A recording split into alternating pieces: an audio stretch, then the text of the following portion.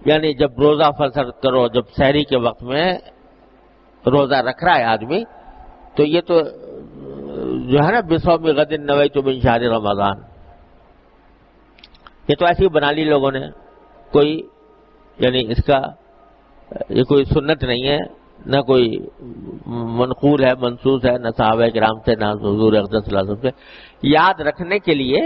الفاظ بنا لیے لوگوں نے۔ تو یہ کوئی ضروری نہیں ہے زبان سے کہنا، نیت تو کیسے ہوتی ہے؟ دل سے ہوتی ہے۔ جب تم نے ارادہ کر رکھا ہے کہ بھئی میں آج روزہ رکھوں گا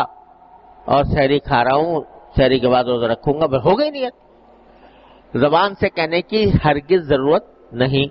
لیکن وہ کہہ لے تو کوئی مذائقہ بھی نہیں، نہ یہ سنت ہے، نہ کوئی روزے کا لازمی حصہ ہے، نہ لازم ہے، نہ واجب ہے، نہ سنت ہے، نہ مستحب ہے۔ ہاں کہہ لے تو کوئی حرج نہیں۔ خیر، تو جب وہ بصوم غد نویت من شہر رمضان کہو یا نہ کہو، اس سے کچھ فرق نہیں پڑتا، لیکن نیت اس وقت یہ کر لو، یا اللہ یہ روزہ رکھ رہا ہوں، اس روزے کا آپ نے مقصد بتایا ہے کہ تقوی حاصل ہو، اے اللہ اس روزے کو میرے لیے تقوی کا ذریعہ بنا دیجیے۔ یا اللہ آپ نے فرمایا ہے کہ روزے سے گناہ معاف ہوتے ہیں، اے اللہ میں اس نیت سے روزہ رکھ رہا ہوں کہ اللہ میرے گناہوں کو آپ معاف فرما دیں۔ آپ کے نبی کریم صلی اللہ علیہ وسلم نے فرمایا ہے کہ روزے داروں کے لیے جنت کا ایک خاص دروازہ ہوگا ریان، جس سے کہ روزے رکھنے والوں کو داخل کیا جائے گا۔ اے اللہ میں بھی اس کا محتاج ہوں، اپنی رحمت سے مجھے ریان کے دروازے سے جنت میں اپنی رحمت سے داخلہ عطا فرمائیے۔ اے اللہ آپ نے روزے کے اندر یہ فرمایا ہے کہ یہ میرے لیے ہے، تو یا اللہ یہ اس روزے کو آپ اپنے ہی لیے کر لیجئے، اور اس میں جو دوسرے عوامل یا دوسرے جذبات کو میرے دل سے ختم فرما دیجئے، اخلاص مجھے عطا فرما دیجئے۔ اے اللہ آپ نے فرمایا وانا اجزی بھی، یعنی میں ہی اس کی جزا دوں گا، جس کے معنی یہ کہ وہ جزا ایسی ہے کہ لفظوں میں بیان نہیں ہو رہی، نہیں ہو سکتی، وہ کوئی خاص ہی عطا ہے جو آپ نے روزے دار کے لیے رکھی ہے۔ اے اللہ میں اس کا مستحق تو نہیں لیکن محتاج ہوں، اے اللہ اپنے رحمت سے وہ بھی مجھے عطا فرما دیجیے۔ تو یہ چند لمحوں کا کام ہے، ہر روزے کے شروع میں اس طرح نیت اس بات کی کہ یہ روزہ میں اللہ کے لیے رکھ رہا ہوں اور اس سے میرے گناہ معافی کا ذریعہ ہے، اس سے اللہ تعالیٰ کی رضا حاصل انشاءاللہ ہوگی۔ اس روزے کے اندر اللہ تعالیٰ نے بہت سے انوار و برکات رکھے ہیں، اللہ تعالیٰ وہ مجھے عطا فرمائیں گے، اور اس کا جو اصل مقصد ہے تقوی، وہ انشاءاللہ حاصل ہوگا۔ اور پھر دعا کرو کہ یا اللہ آپ نے جتنے اس میں فضائل رکھے ہیں، اے اللہ اپنے رحمت سے مجھے عطا فرما دیجیے۔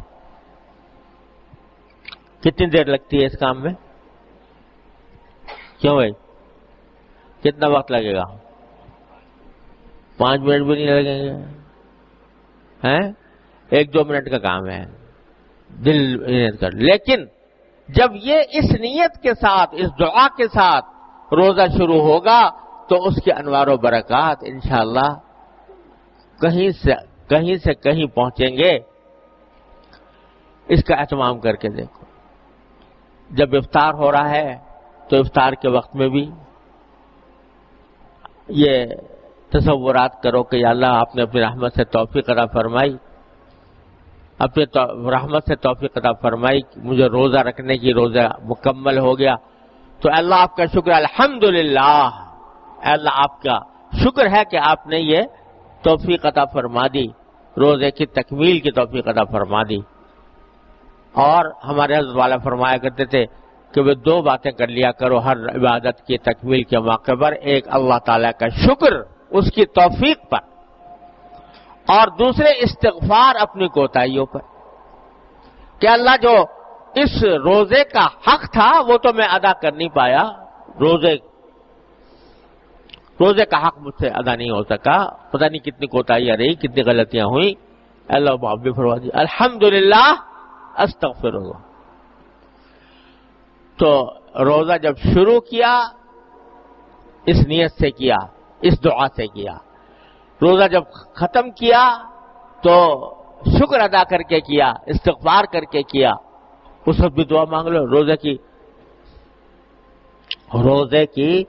افطار کے وقت میں بھی اللہ تعالیٰ دعا قبول فرماتے ہیں، تو اس وقت بھی دعا مانگ لو کہ یا اللہ یہ رکھ تو لیا مگر اس کو اپنی بارگاہ میں شرف قبول عطا فرمائیے، اس کے اندر جو انوار و برکات آپ نے رکھے ہیں وہ سب مجھے عطا فرما دیجئے، کسی سے محروم نہ فرمائیے، یہ دعا کر لو۔ اور بھائی ایک دعا اور کر لو، یہ رمضان کا مہینہ جو ہے یہ اللہ تبارک و تعالیٰ نے کی رحمتوں کی لوٹ کا مہینہ ہے، بات بات پر اللہ تبارک و تعالیٰ کی طرف سے رحمتوں کی بارش ہو رہی ہے، مغفرت کے دروازے کھلے ہوئے ہیں، دعاؤں کی قبولیت کے دروازے کھلے ہوئے ہیں، جگہ جگہ بہانے ڈھونڈ رہی ہے اللہ تعالیٰ کی رحمت۔ روزہ کے درمیان میں دعا کر لو گے تو قبول ہوگی، افطار کے وقت میں کر لو گے تو قبول ہوگی،